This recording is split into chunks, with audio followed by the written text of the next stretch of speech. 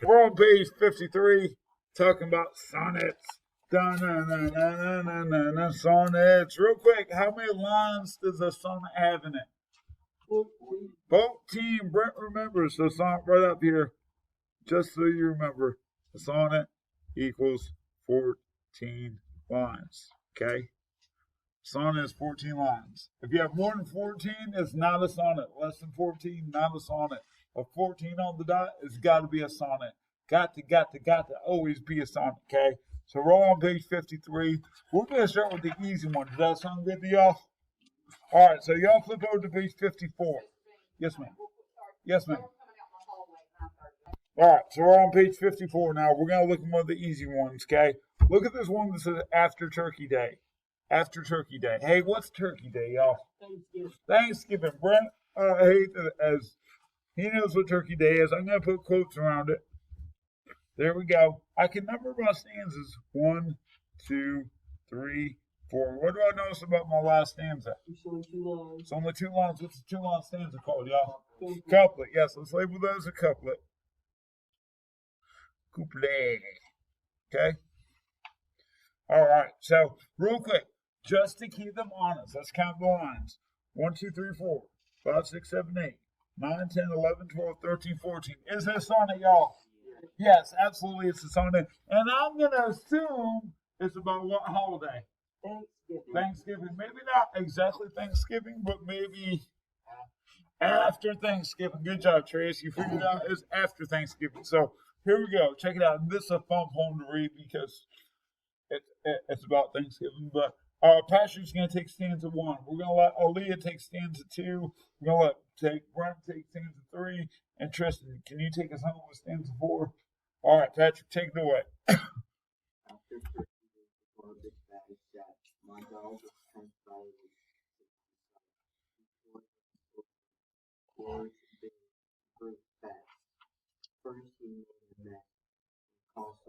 Oh no.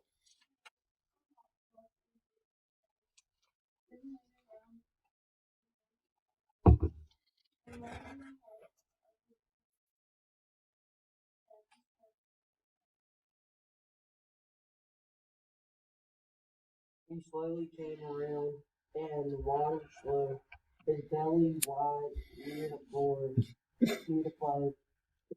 So sad to see a hungry doggy grunt, so portly wide, barely fixed in his door.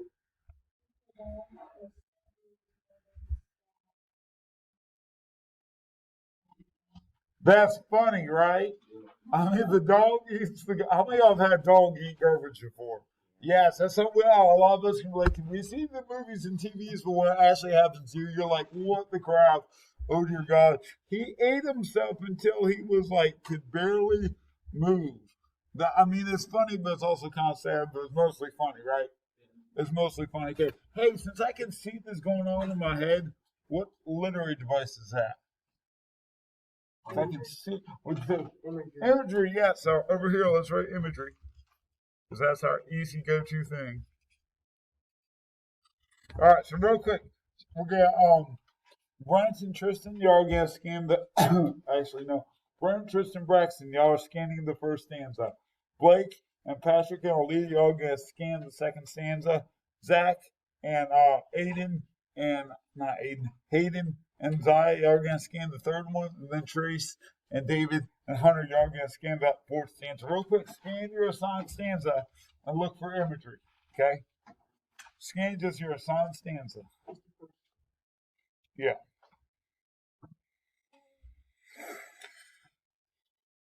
All right. So, Braxton, holler at me. What word or phrase in the first stanza creates imagery?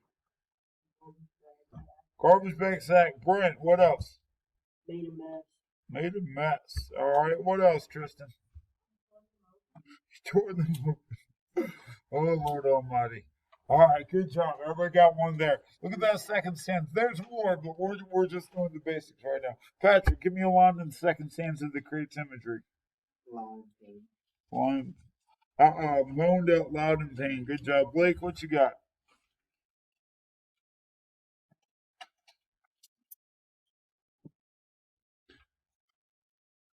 Hey.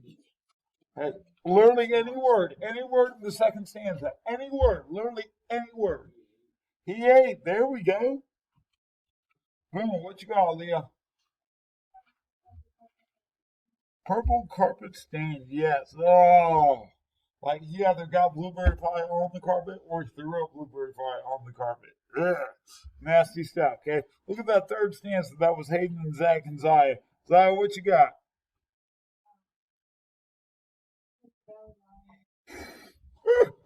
I think about like a wiener dog that's like longer with like a big belly, like dragging on the floor. That's what I think about right there.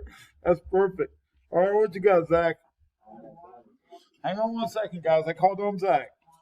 Waddle slow. There you go. And what you got, Mr. Hayden? Portly Wad barely fit the door. His door. I think about like a. That's why I think of a wiener dog because like trying to get through like a dog door, he's like so fat, like he gets stuck in the door or whatever. It's funny. I don't care what anyone says. Hunter, what you got? He's more than stout. Yes. What you got, Trace? Take the garbage out. And anything else you want to add, David? He survived. All right. Yeah. Obviously, the dog lived. That would have been terrible had the dog died. Like, had the dog died at the end of this, the one would not be funny anymore. It'd be kind of like, oh, that was dark.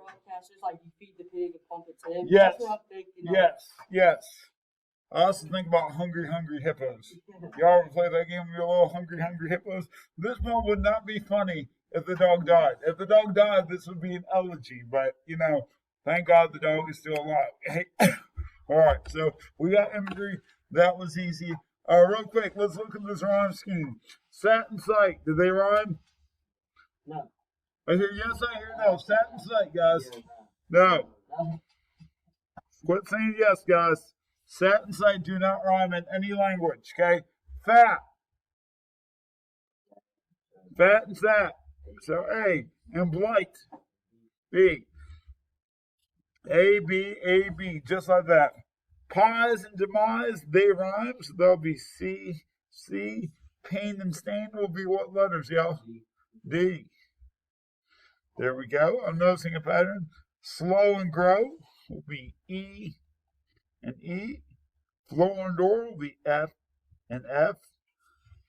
Stout and out, they rhyme. G, G. So if you notice, A, B, A, B, C, D, C, D, E, F, E, F, G, G. All righty. That's kind of a fun poem to read, right? I mean, like I said, if the dog died, that would not be a fun poem to read. But the dog's okay, so everybody say yay. Yay, fantastic, okay? All right. We can go ahead and